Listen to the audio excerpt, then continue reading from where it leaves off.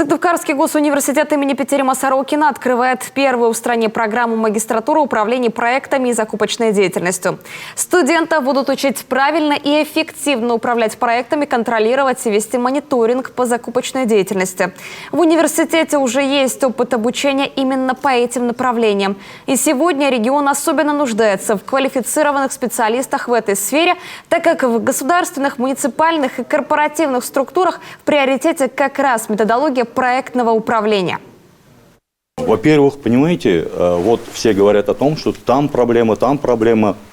Как с проектным управлением. Мы говорим о проектном управлении, управляем и не по проектному. Ну, как-то надо же двигаться вперед. Ну и по закупочной деятельности все знают, что есть определенные проблемы.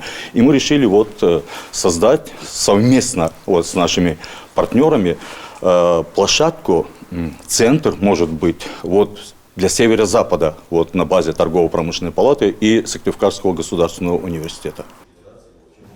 По новой магистерской программе СГУ могут учиться как граждане России, так и зарубежья. Обязательно наличие диплома о высшем образовании, специальность не имеет значения. Обучение будет заочным на контрактной основе. Программа рассчитана на 2 года и 3 месяца.